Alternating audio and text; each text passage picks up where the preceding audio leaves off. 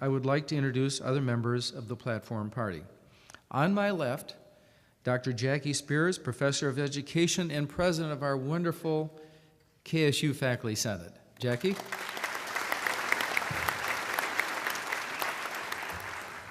Next to her, a brilliant student here, Haley Urkovich, a senior in finance, and our student body president. And she's already been admitted to about a dozen law schools of very high reputation. On my right, Edward Seaton, chairman of the Landon Patrons and editor-in-chief and publisher of the Manhattan Mercury. Ed? Next to him, Dr. Charles Reagan, associate to the president and the chairman of the Landon Lecture Series. Well, then there's a few people in the audience I'd like to introduce. I can't tell you how pleased and delighted and thrilled I am to have our superb governor of the state of Kansas, Kathleen Sebelius. Thank you very much. Thank you. Thank you. And then I want to introduce some of our friends from Fort Leavenworth. We're always happy to see them. And let me introduce to you the Brigadier General Volney Warner, Deputy Commandant at the Command and General Staff College at Fort Leavenworth. General, thank you.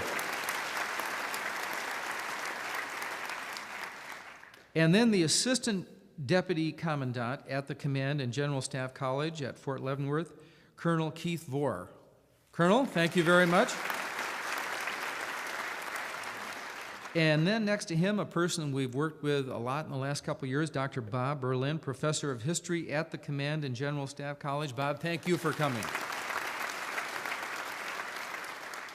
Well, we're very pleased to have the governor here, of course, and our friends from Fort Leavenworth. Some of you might know that we've developed very, very strong and excellent ties with Leavenworth over the years, especially in the last couple of years, because we have federally funded academic programs that we're working on, a new master's degree that we'll be having here at K-State in conjunction with Leavenworth, and a new PhD program. So again, thanks to all our friends from the United States Army. Well, we're also very pleased to have as our speaker this morning Lee Hamilton, who is the Vice Chair of the National Commission on Terrorist Attacks upon the United States. This commission is better known as the 9/11 Commission. And I'm sure that many of you have seen the report of this commission in bookstores. So if you get a chance, it's a bestseller. And I'm sure many of you have heard discussions about it during the past 9 or 10 months.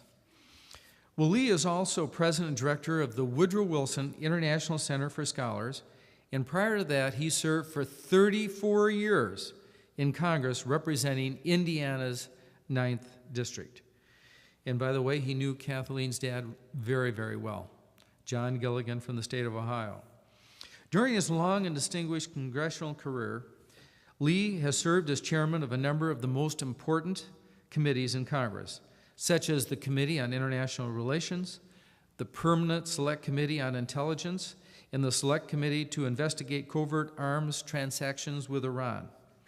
Since leaving the House, Mr. Hamilton has served as a commissioner on the extremely important U.S. Commission on National Security in the 21st Century, and was co-chair with former Senator Howard Baker of the Baker-Hamilton Commission to investigate certain security issues at Los Alamos. He serves as a member of the President's Homeland Security Advisory Council. Lee is a graduate of DePaul University, and by the way, he was not only a good student, but a great basketball player. Started with him for 4 years and is in their Hall of Fame. You should have had that there. I had to ask you about that. And he graduated from the Indiana University Law School, and before his election to Congress, he practiced law in Chicago and Columbus, Indiana. Well, I'm not sure that we could have a more relevant or timely Landon speaker at this important time in the history of the United States. Please help me welcome Lee Hamilton to the Landon podium. Thank you very much. John, thank you. God bless you. Yeah, thank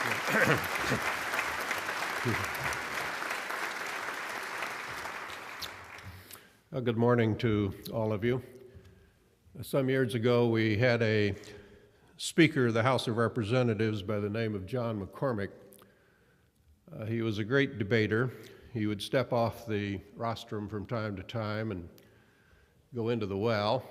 Someone on the other side of the aisle would invariably irritate him, and he would turn to that person and say, "I hold the gentleman from Iowa in minimum high regard."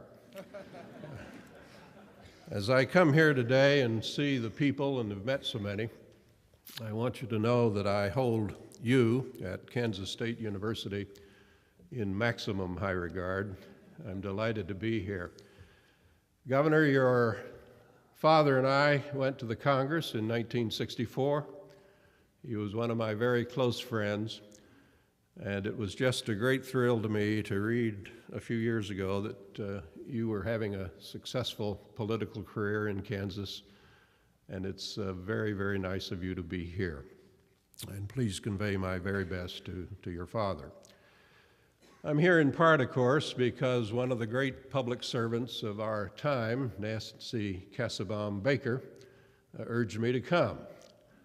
And it's very, very hard to turn down Nancy on any request that she makes.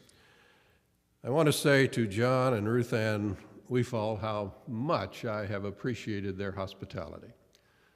You have made this Hoosier feel right at home in Kansas, and I deeply appreciate not only the hospitality that they extended, but many on their staff. Chuck Reagan here flew out to Washington to get me yesterday and encountered quite a storm. And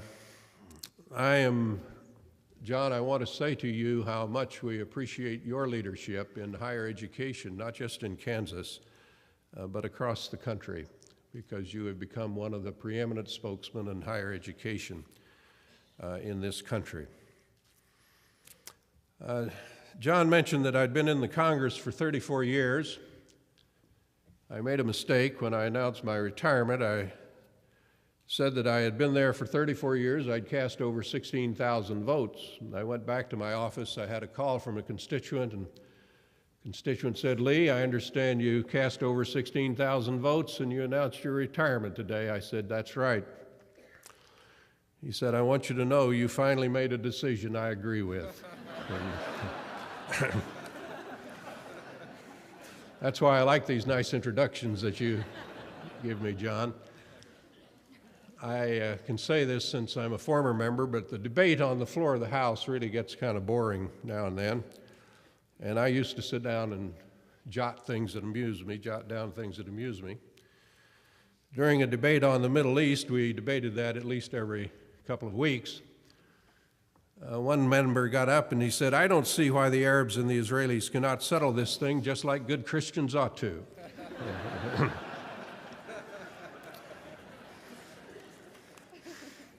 My all-time best bumper sticker, we had a Catholic priest by the name of Father Drinan in the Congress.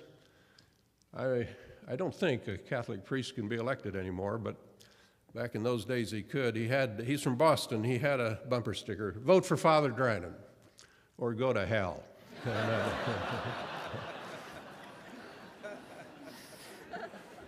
Now, Governor, when you got that kind of confidence, let me know. And during a trade debate, one member got his metaphors mixed up and said, "If we don't stop shearing the sheep that lays the golden egg, we'll pump it dry."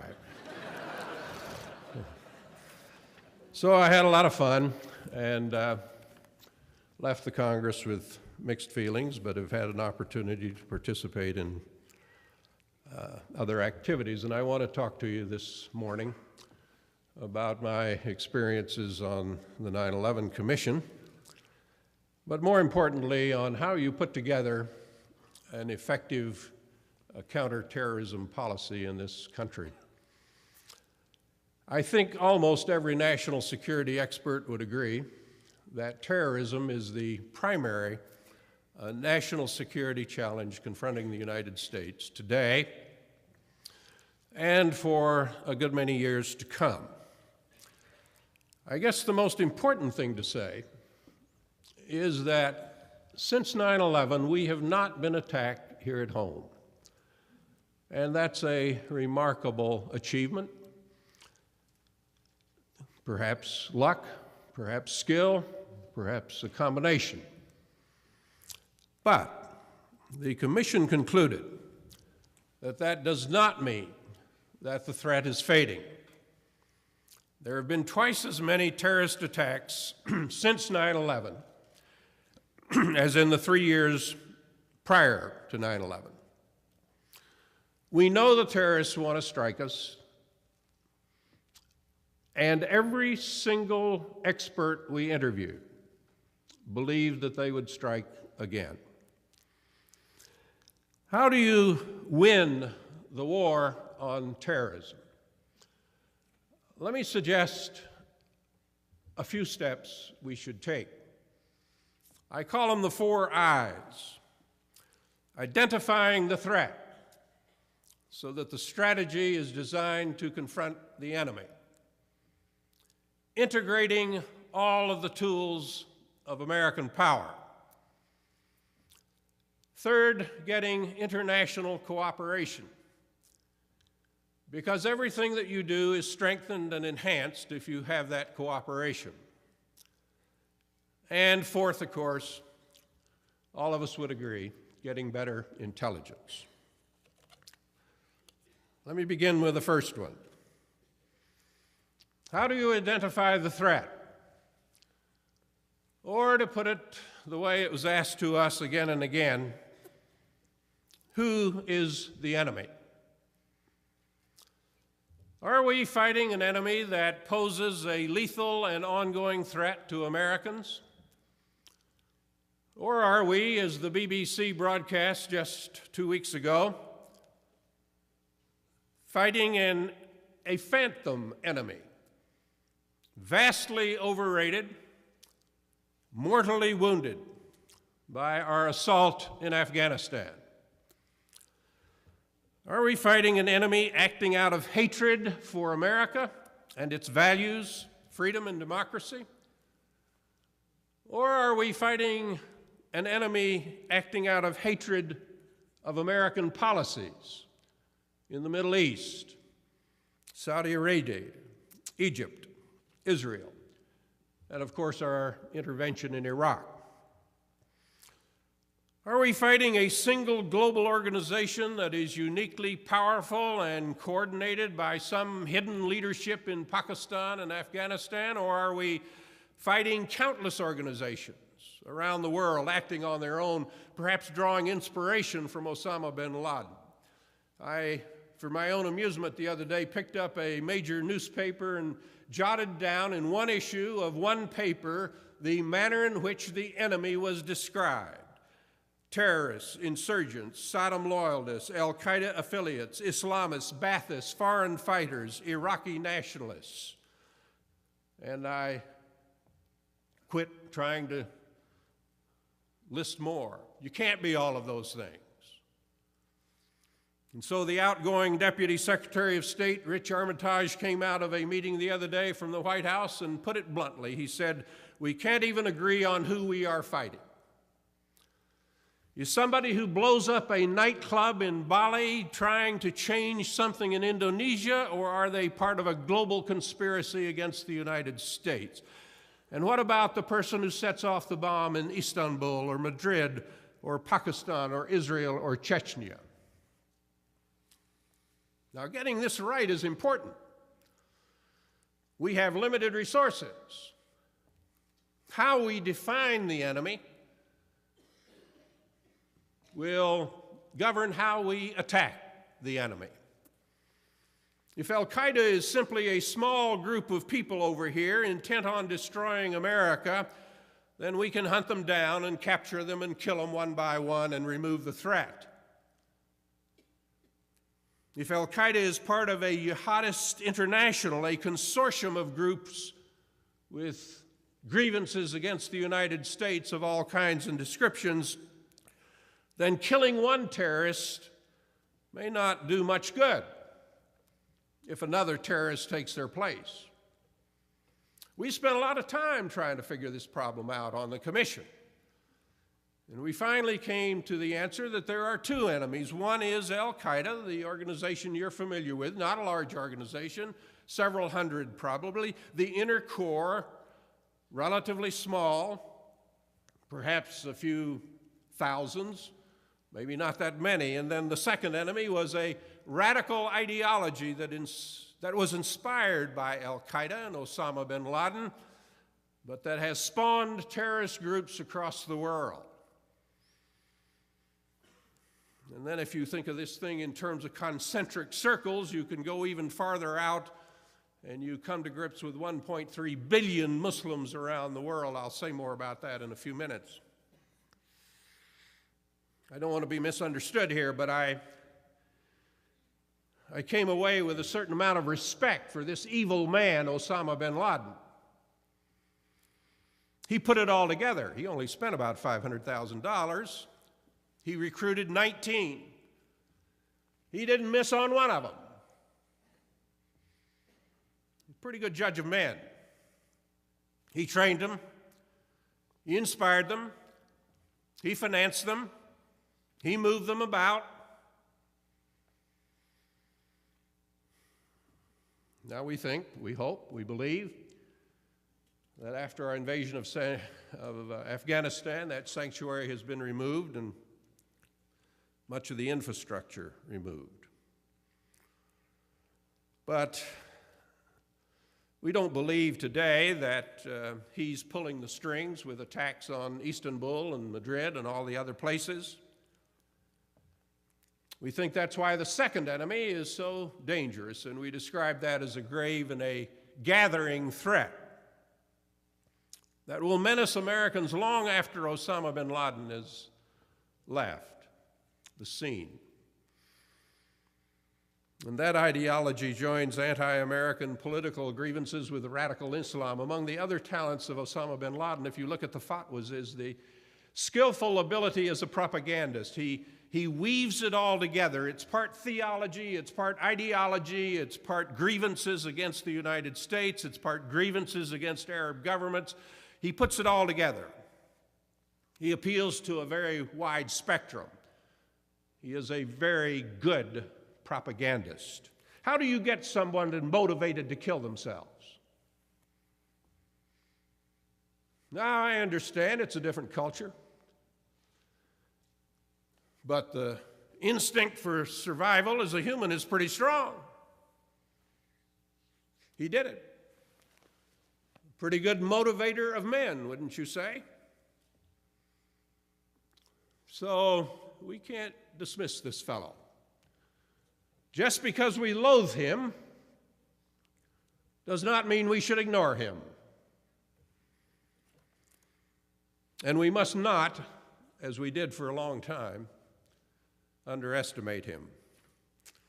And so we have to deal with these two enemies, dismantling and destroying the existing Al-Qaeda network, prevailing over the ideology that gives rise to Islamist terrorism, and of course protecting ourselves here at home.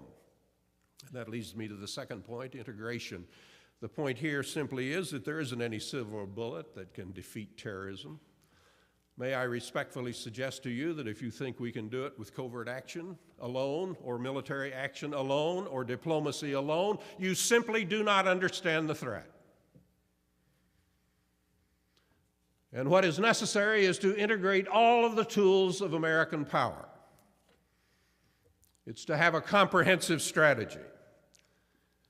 You have to have a diplomatic strategy that builds a coalition of nations. You have to have a law enforcement strategy that tracks down and prosecutes terrorists. You have to have military action, of course, from time to time. You have to have covert actions that disrupt and dismantle. You have to have public diplomacy that explains our ideas and our ideals. You have to have foreign aid that brings hope to the hopeless. You have to have an economic policy that spreads prosperity. You have to have financial action that tracks down the terrorist financing. You have to have border security. These fellows were jet setters. They moved back and forth across international boundaries.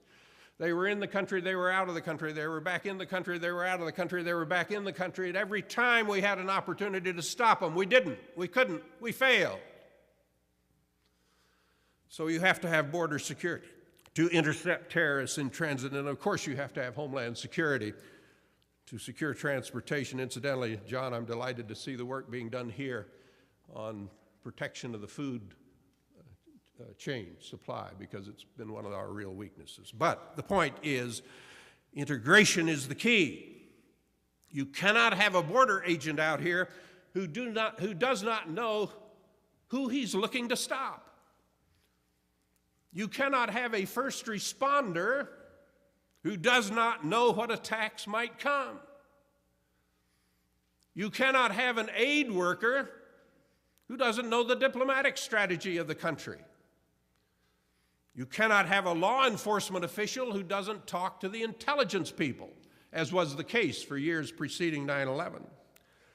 Every action must buttress other actions. And that leads me to the third point. First one, identify the enemy. Second one, you got to integrate all of the tools of American power. And the third one, of course, is international. Just as you have to integrate your efforts at home, you have to integrate your efforts in the international community. This is obvious. You cannot secure your skies unless you secure international aviation. You cannot track down terrorist financing unless you deal with the Saudi bankers.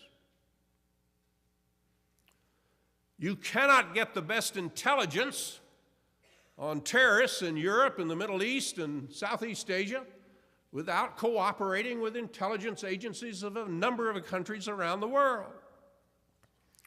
You cannot prosecute terrorists in Europe without law enforcement cooperation. You cannot secure borders without international standards for travel documents. You cannot spread markets and prosperity without international assistance and partners. You cannot build secular schools in Pakistan without dealing with the Pakistani educational authorities. You cannot build peace in Afghanistan without help from other nations. And so you have to put together this counterterrorism coalition and all of these issues. And let me say a word about these 1.3 billion Muslims, if I may. They stretch from Morocco to Indonesia, from European cities to American suburbs. They stretch from the islands of Southeast Asia to the mountains of Pakistan and Afghanistan. And we believed on the Commission that we could not win the war on terrorism unless the United States dealt with this challenge of how you deal with the Islamic world. It's a world we've learned a lot about since 9/11, but I think most of us would acknowledge we don't know enough about today. You know some of the problems here in trying to reach out to these people. So many parents in this world have no alternative for the education of their children except the madrasa school, and the madrasa school is where they learn the hatred of the United States and where they learn a radical Islamic theology. The unemployment rate in a lot of these countries is 50% for young men, and for young women a lot higher than that. And the governments of many of these Muslim countries, including a number of U.S. allies, I might say, are repressive governments. They repress their populations, and they deny them political participation. You cannot wage an effective war on terrorism if you do not have some kind of a strategy to deal with this huge population, most of whom, as you know, don't think very highly of the United States. They may not agree with the violent tactics of Osama bin Laden, but they certainly have a lot of sympathy to what he's saying. And so we have to try to put it all together. We have a lot to offer. The terrorist offers death and destruction and regression, and we can offer life and progress and hope. And so we have to vigorously explain our ideas and our ideals. And then I'm going to tell you a secret that only the politicians in this room know. Every American politician is asked by a constituent from time to time to do something that is utterly impossible to do. Cannot possibly do it. I do not know of a single American politician who has succeeded who says to that person who makes the request, "I cannot help you." You know what you say? In the words of another American politician, "I feel your pain. I'm on your side."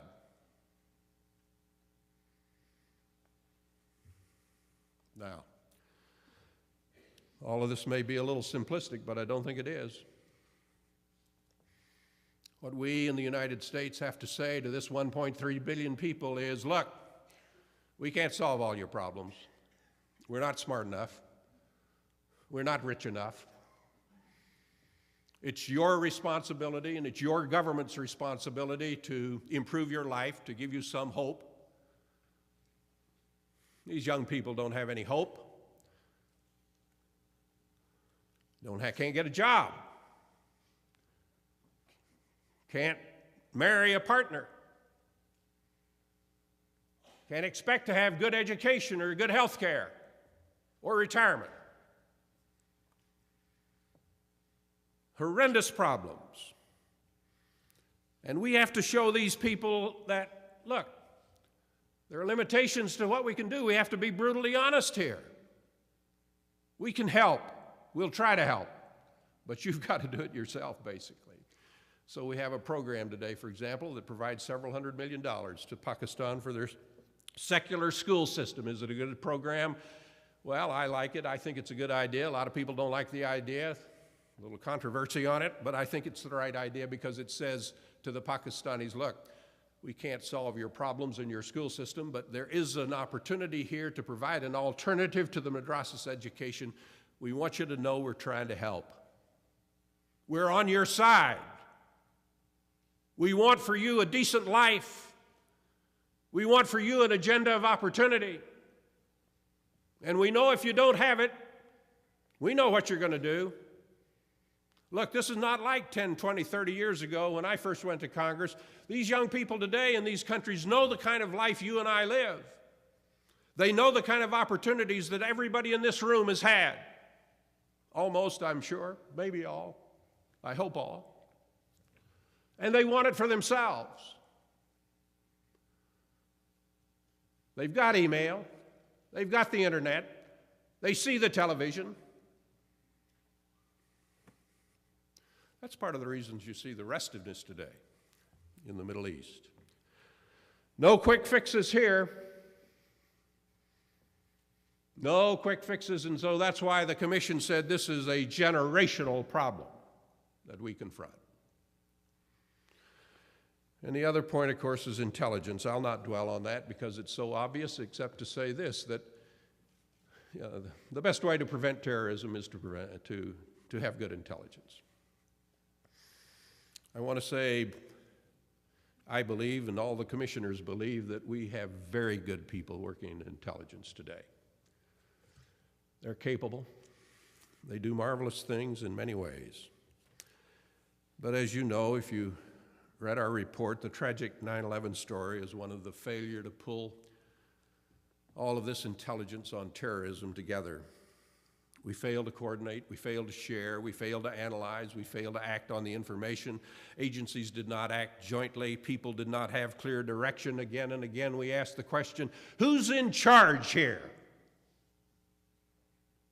Who is in charge? And we couldn't get an answer. We knew about Moussaoui out here.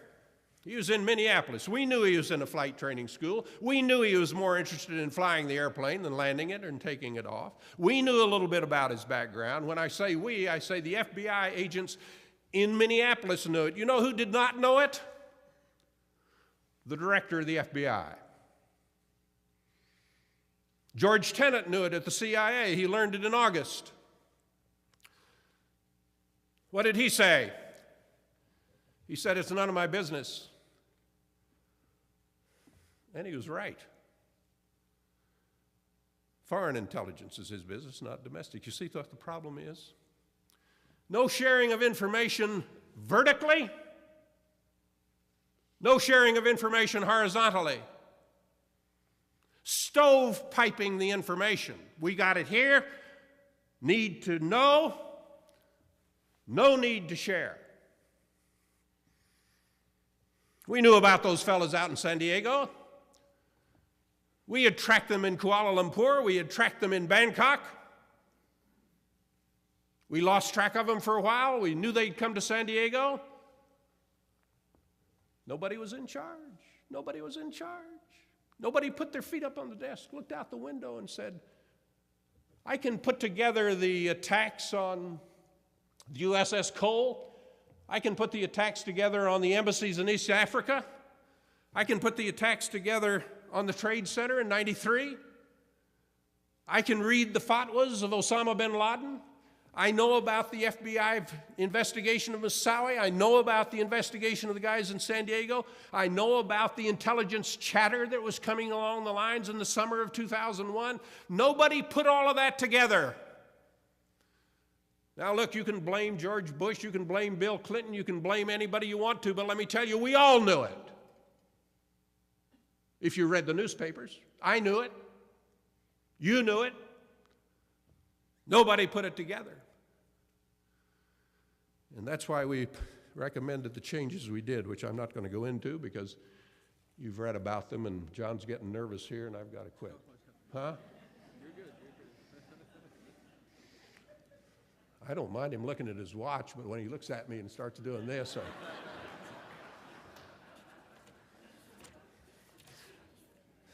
Let me address one other question. Are we safer? That's an impossible question to answer in a way, but the one we got over and over and over again. And the answer is yes, of course we're safer, but not safe. We've done a lot of things right. We've killed or captured a lot of these folks. We've knocked down this wall of separation between intelligence and law enforcement. We've reformed the FBI. I understand Director Mueller was here, is that right, to speak? He's doing, I think, a marvelous job at the FBI, a very formidable job trying to change the culture of the FBI. We created the Department of Homeland Security. We've tightened up passenger airline security. I go through those checkpoints all the time like you do. I'm very deferential to those guys. I was pulled aside the other day and they took my coat off, took my shoes off, took my belt off, wanded me all over put me behind the screen, patted me down. I turned to the guy and I said, look, how am I doing? He turned to me, he said, well, you're okay on the security side, but I hate to tell you, you've got an enlarged prostate.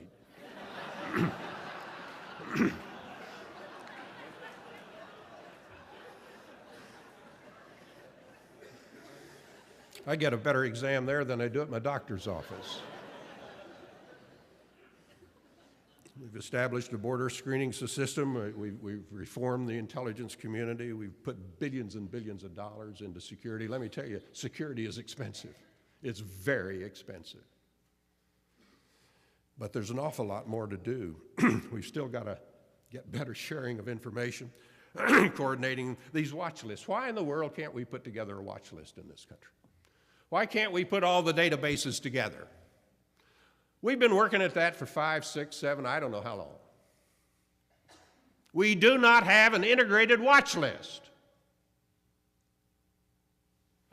That ought not to be beyond the mind of Americans.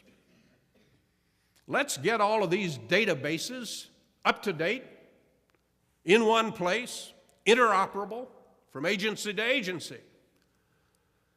We're still passing out money, and this is the fault of the United States Congress. I can criticize them. I'm not running for anything. You know how they're distributing the money? Just like revenue sharing on a political basis. Okay, I'm for general revenue sharing. That's okay. But look, you're talking about the security of the United States here. You're talking about the security of the American people, and you ought to allocate the money for Homeland Security on the basis of risk, vulnerability, not on the basis of politics. We've got emergency responders who need to be better equipped and trained. The New York Fire and Police still cannot communicate with one another because they can't get enough radio spectrum. So we got a ways to go yet. 80% of our transportation security money still goes to passenger aviation. Well, I'm going to skip over the rest of it. And I conclude simply by saying that, look, we've succeeded by the most important measure. We have not been attacked in this country since 9/11. That's a significant achievement and a blessing for us. But we must not take false comfort. The first attack on the World Trade Center, remember, occurred in 1993. It's 8 years later, the next attack occurred. It took about 4 years, we think, to plan 9/11. These fellows are patient. They're sophisticated. They know our vulnerabilities. They know they could get on that airplane with a 4-inch blade knife, but not a 6-inch blade knife. Now, they can't do that anymore.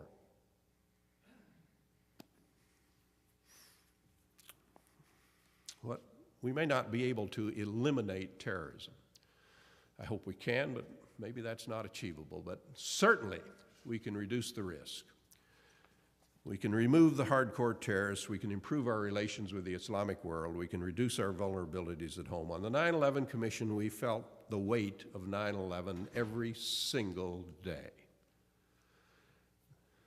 Those stories, those families of the surviving members of the family tell, you've heard them, they're just heart-wrenching. All of these young women whose husbands were doing very, very well in the financial world, raising their children in the American dream, and boom, totally change in a matter of seconds. And we want to prevent more days like that. It's ultimately this battle of against terrorism. It's more than one battle. It's more than one administration. It's really about what kind of America you want, what kind of a world you want. And you and I seek a world where our children are safer, where children around the world grow up without becoming terrorists. And achieving that kind of a world will require us to draw deeply into the reservoir of American power and American ideals and American resilience. Thank you. Can I take a few questions? Excellent. Thank you very much. And then we'll have a few questions.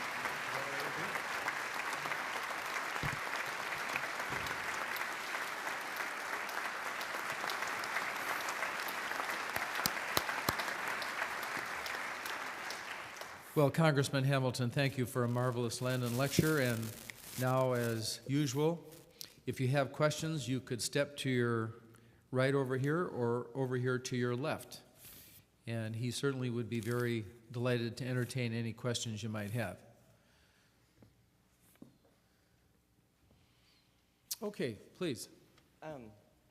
Given your acknowledgement that we need improved relations with the Islamic world, how do you justify America's continued support for the Saud family in Saudi Arabia, considering they spent billions exporting Wahhabism, they condemn their children to education in madrasas, we don't help their people for democratic freedoms, all of the targets that you mentioned in your speech? It's a tough problem, isn't it? The American national interest in any given country includes a lot of different things: economic, strategic, humanitarian, political. And how you balance those interests in a particular country is a real challenge for American diplomacy. My quick answer to your question is what we have to do is support pragmatic reform. Let me spell it out. Let's take Saudi Arabia. I've sat in on scores of meetings of discussions between high-level American and high-level Saudis over a period of decades. And I've always been impressed in those discussions how shallow they are, what lack of candor there is, no depth to the discussion. We've had a deal with the Saudis for 40 years, 30 years, whatever it is, and it's been a pretty good deal. It's worked. The deal's a simple one. You give us the oil at an affordable price, we'll protect the royal family. Now we make that deal because you and I have an addiction, don't we? All of us. We're all addicted. Oil.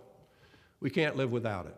Every American president I know has said that the Persian Gulf is vital to American interests. Presidents don't use the word vital casually. Vital means vital. If that oil doesn't flow out of that region of the world, we're not in trouble 6 months from now. We're in trouble tomorrow afternoon. Okay. The Saudis have supported those schools that we don't like because they have an internal deal, incidentally. How do you deal with this problem? That's not easy. But you've got to be on the side, it seems to me, of pragmatic reform. And you've got to say to the royal family, look here,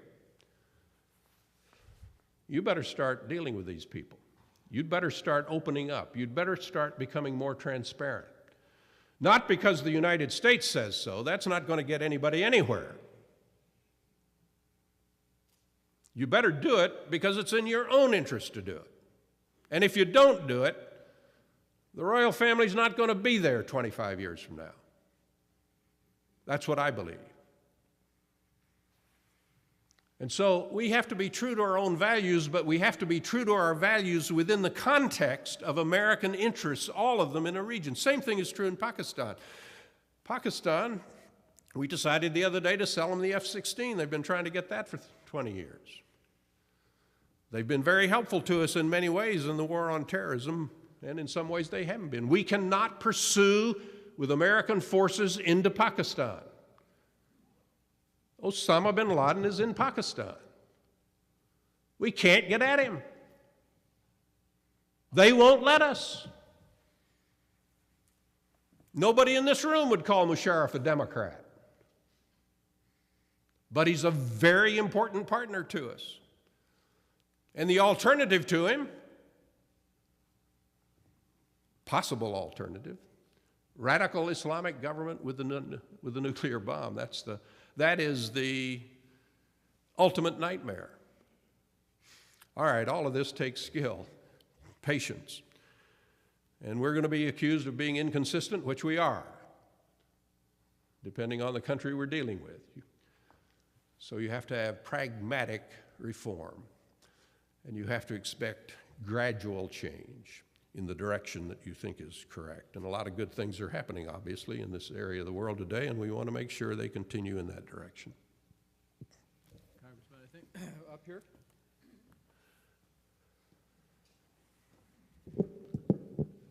Just wanted to start off by thanking you for coming and talking to us today. Thank you. But also I wanted to say that any commission appointed by those that are being investigated is not independent. You were appointed by President Bush and members of Congress on both sides of the aisle, and those were the people you were investigating. I also wanted to ask you about why in the 9/11 Commission you did not address the issues of NORAD standing down for an hour and a half on 9/11. Why didn't you question the owner of the World Trade Center, Larry Silverstein, about pulling Building 7? He admitted that on PBS. Wanted to ask you about why public figures were warned away from New York, like Salman Rushdie and San Francisco Mayor Willie Brown. Wanted to ask you about Executive Order W199I that took FBI agents off of bin Laden's trail, signed by President Bush in July of '01. Also wanted to ask you why the bin Ladens were flown out of the country on September 13th. Why have some hijackers been found alive in the Middle East? And a scientific question. Jet fuel burns at 1,530 degrees maximum. Steel melts at 2,730 degrees. Yet you say that the World Trade Center towers were brought down by those planes. I disagree with that. I think they were brought down by bombs. Another thing, you're a member of the CFR and the Trilateral Commission. Both organizations sworn to destroy American sovereignty, as quoted by Admiral Chester Ward, the late Admiral Chester Ward, when he said, "The CFR stands for the disarmament and submergence of U.S. sovereignty and national independence into an all-powerful one world government." He's a former CFR member. I'd like to get your comments on those things. We can go through them one by one if you want. Well, I appreciate your magnanimity. Whenever anybody begins by thanking you, you got to watch out. And the gentleman has looked at it carefully and studied it carefully, and I appreciate that. You raise a lot of very difficult questions. I think I'm correct in saying that we looked at all of them pretty carefully. I may not be totally correct because I may not have jotted them all down here. I'll not try to answer all of them. We certainly, look, we were a statutory commission. We were given responsibility to do two things only. One was to tell the story of 9/11. And secondly, was to make recommendations as to how we make ourselves more secure. We focused very much on our two statutory obligations, which the Congress and the President had given to us. Now, what we did not focus on, and this goes to several of your points, we did not feel it was our statutory duty to try to assign the blame. NORAD had made some bad mistakes that day, and so did some of these other people. But we thought the problems here were not so much individual failures as they were systemic failures. I tried to make that clear in my speech. We had a systemic failure in the intelligence community.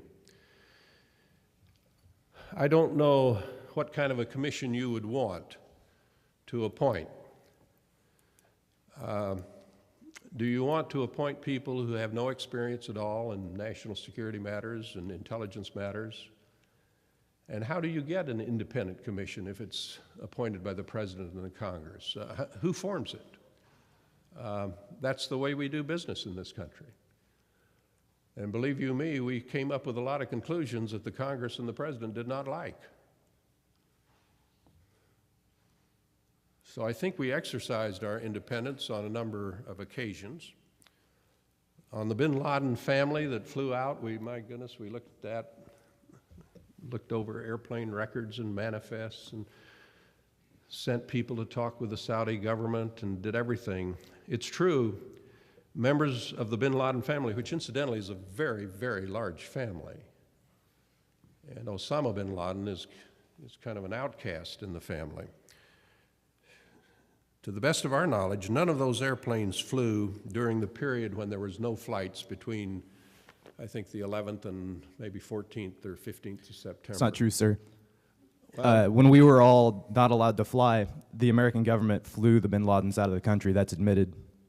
I think it's not admitted. I don't want to get into a quarrel with you on facts here, but it was our investigation that those planes flew immediately after the ban was lifted, before a number of commercial flights flew, because it took a while for the commercial flights to crank up. Now, let me also say to you here that this matter is still being investigated heavily. What we found, we were very careful to say that we based our information on the best facts available to us at the time. It's possible something else will come out. The FBI interviewed most of these people, not all of them. The FBI satisfied itself that none of them were co-conspirators with Osama bin Laden. None of them had unsavory backgrounds. And it is true, they flew out of the country shortly after 9/11. Well, facts will come out in the future on that. On the basis of what we knew, there was no irregularity here. The National Security Advisor at the time, no, that's not, the person dealing with the events immediately after 9/11 contacted the FBI about this and questioned them at some length about these family members flying out, and was personally satisfied that they had done a careful job on it. Now, whether or not they had remains, I guess, to be seen and a matter of some dispute. But we think that it was properly handled on the basis of the information we had at the time. Now, I'll not try to make a defense of the Council on Foreign Relations and the Trilateral Commission, except to say that they are both think tanks that do a lot of work on national security policy questions. I do not agree with your characterization that they are one world organizations which lack respect for American sovereignty. The line you have to draw here is international cooperation. I tried to make the case that international cooperation is essential for us. It's not a luxury, it's an essential feature of our war on terrorism. Now, when you must try for international cooperation, you have to deal with other countries. That is not, in my view, diminishing your authority. We have followed this path in diplomacy since the administration of George Washington. Sir, let me disagree with you for a second. On September 12th, Gary Hart was quoted as saying on the CFR that he hoped that President Bush could use September 11th to get the New World Order. That's quoted and that's admitted. Well, what does New World Order mean? I mean, everybody has their own view of that. And so that's not exactly conclusive evidence, I think, of the Council on Foreign Relations. Well, young man, you've done a good work on you certainly looked into these things carefully. We did not put this report out thinking that we had achieved perfection. We were looking at very difficult questions. We made the best judgments we could. We stayed within the statutory mandate as carefully as we could. And I am sure, as the events go on, we're still looking at the assassination of Abraham Lincoln. We're still looking at the assassination of John F. Kennedy, and we will be looking at the events of 9/11 for hundreds of years to come. We have time for one more question over here, and then we'll... Thank you. Please figure this stuff out for yourself. Thank you, sir. Given what you said in today's New York Times article, what are your opinions of John Negroponte, and how do you feel he will be able to, in your own words, put things together as the National Intelligence Director? Well, he's got a very formidable challenge in front of him. I wish him well. He has a very good aide, Lieutenant General Hayden, who is an expert on intelligence. Mr. Negroponte, as you know, is an ambassador, not an intelligence officer.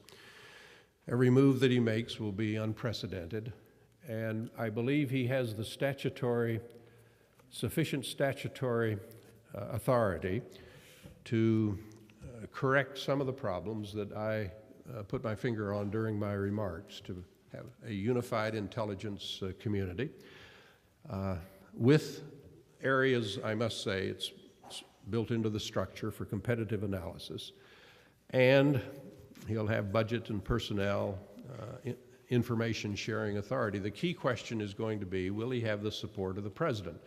You can have all kinds of legal authorities.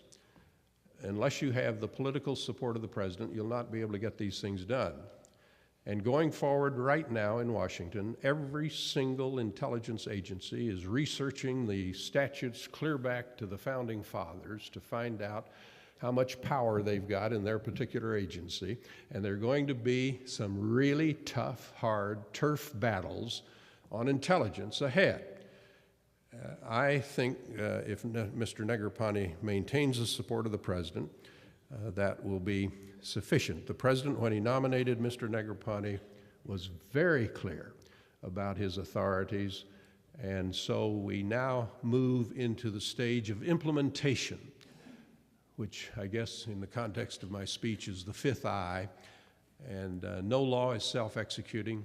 Everything has to be worked out in the processes of our government, and we on the Commission certainly wish them well. Thank you very, very much. Thank you.